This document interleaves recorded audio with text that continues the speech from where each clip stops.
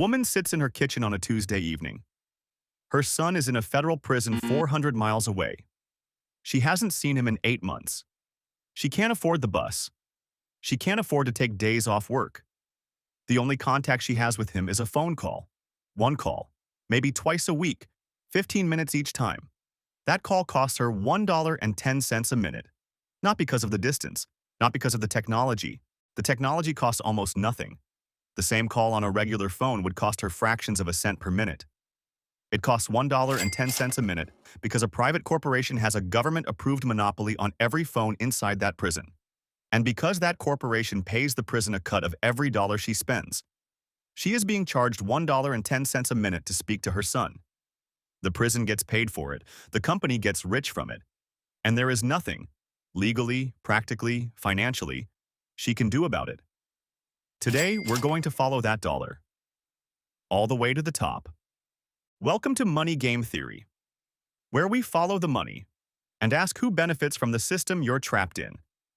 There are 2.3 million people incarcerated in the United States, the largest prison population on Earth by a significant margin. Every one of those people needs to communicate with the outside world, with lawyers, with family, with the people who will receive them when they get out, if they get out. Research is unambiguous. Inmates who maintain strong family contact during incarceration are significantly less likely to reoffend after release. Phone calls don't just matter emotionally. They matter structurally for public safety. And yet, for decades, the prison phone system in America has been one of the most predatory, deliberately designed extraction operations in the entire country. Two companies dominate the market: Securus Technologies and Global Tel Link, GTL. Between them, they hold contracts in the vast majority of American jails and prisons. Their combined revenue exceeds $1 billion per year. Their customers are not the inmates. Their customers are the families on the outside, the mothers, the wives, the children, who have no alternative and no leverage. 3 things today: how the monopoly was built, how the money flows, and who gets a cut, and why, despite decades of outrage, it still exists. To understand how this happened, you need to understand one thing about the American prison system. It is not primarily designed around rehabilitation. It is designed around revenue. In the 1980s and 1990s, as incarceration rates exploded following the war on drugs, state and federal governments were suddenly managing enormous, expensive prison populations. The solution, predictably, was privatization. Not just of entire prisons, but of the services inside them: food service, healthcare, transportation, and communications. Private companies approached prison administrators with an offer that was, from the administrator's perspective, almost impossible to refuse. We will install and maintain the entire phone system inside your facility. We will handle the billing, the technology, the customer service. You pay nothing up front. In fact, we will pay you. A percentage of every call made from your facility goes directly to you. This payment is called a site commission, and it is, in plain language, a kickback. The prison grants a monopoly, one company, exclusive rights, no competition, and in exchange receives a cut of every dollar its inmates' families spend on phone calls. In some contracts, the site commission reached 60% of gross revenue. The company keeps 40 cents of every dollar. The prison keeps 60 cents. You might wonder, doesn't the prison have an incentive to negotiate lower rates to protect the families paying? No. The prison's cut is a percentage. The higher the rate per minute, the more the prison makes. The prison and the phone company have perfectly aligned financial interests in charging as much as possible. And the families? They have no seat at the table. They were never asked. They were simply told the price.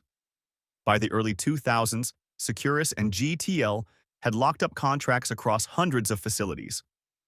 The contracts ran for 5 to 10 years, with exclusivity clauses and renewal options. Competing companies couldn't get a foot in the door, not because their technology was worse, but because the incumbent had already paid for the relationship. This is not a market. A market requires competition. This is a carve-up, government-sanctioned, legally airtight, and structured from the beginning to make the families of incarcerated people the involuntary customers of a monopoly they never chose. Let's follow the money precisely, because the price gouging is only the beginning. The average cost of a prison phone call in the United States is around 21 cents per minute after FCC caps introduced in 2021, but that number is deceptive because it covers only certain categories of facilities and because the fee structure around the calls adds layers that the per-minute rate doesn't capture. Connection fees.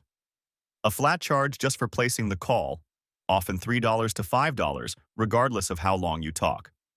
Account maintenance fees. Fees to add money to your calling account. Fees to receive a refund if you have a balance left when your account closes. In some systems, fees if you don't use your account for a certain period.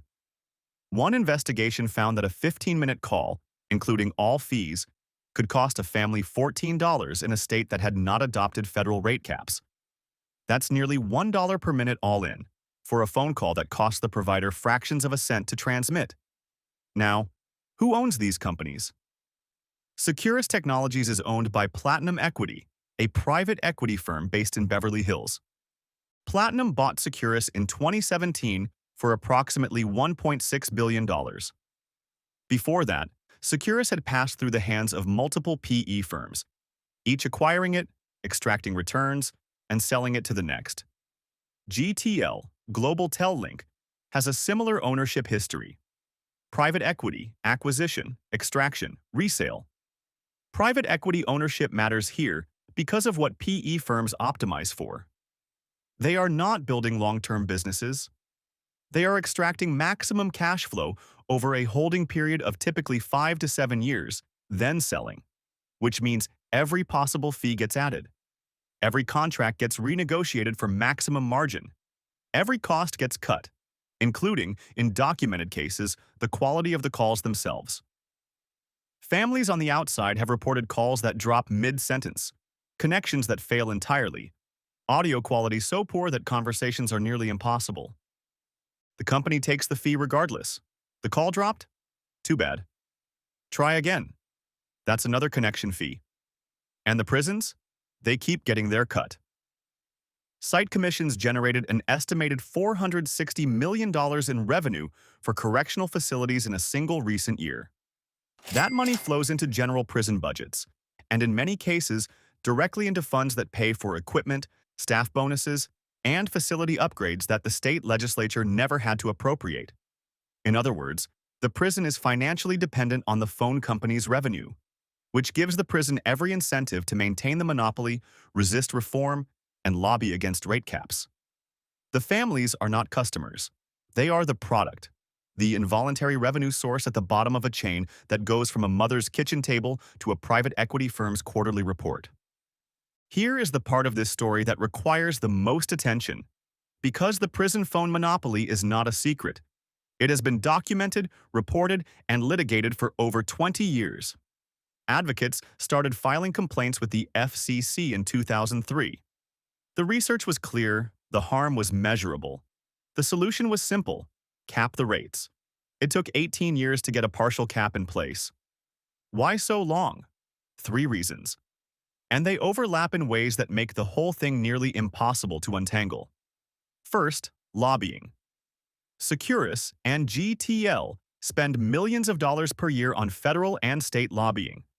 They employ former FCC commissioners, former congressional staffers, former state corrections officials.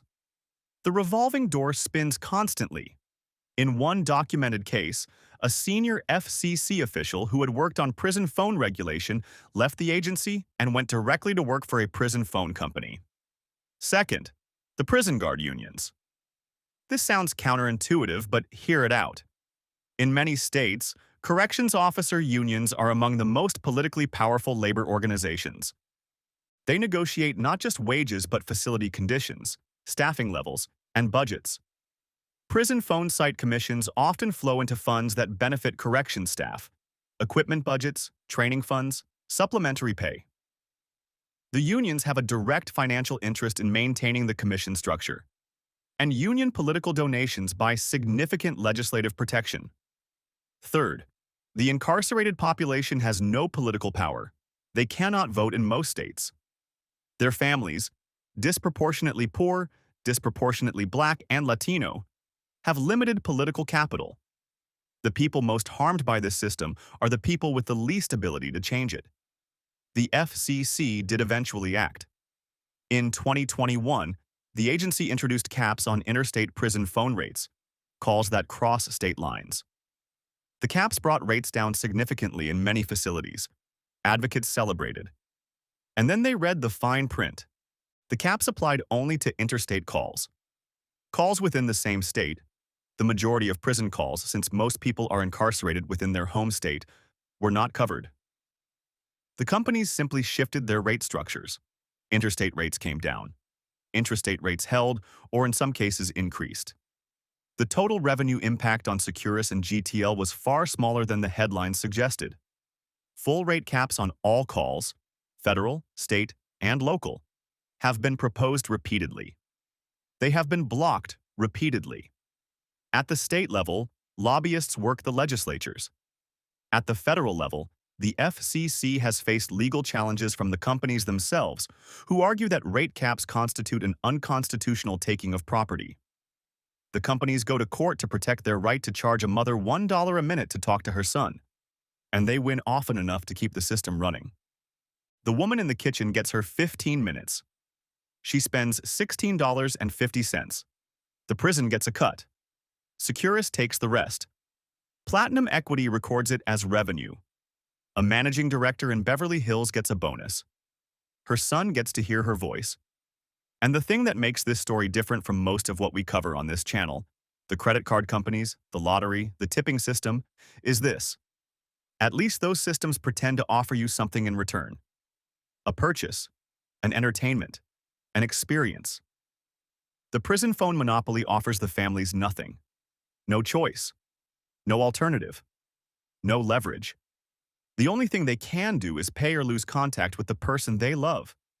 The system was designed to extract money from people in the most vulnerable moment of their lives, not as a side effect, not as an unintended consequence, but as the explicit business model. The monopoly exists because it was negotiated. The rates exist because they were set to maximize revenue. The fees exist because someone invented them and nobody with power stopped them. 2.3 million people are incarcerated in America. Almost every one of them has someone on the outside who wants to stay connected. That is not a customer base. That is a captive population. And the word captive is doing a lot of work there. The companies know it. The prisons know it. The private equity firms know it. The lobbyists protecting the system know it. The only people who weren't supposed to know it are the ones paying for it. That's money game theory. If this made you angry, good. Subscribe. We follow the money every week.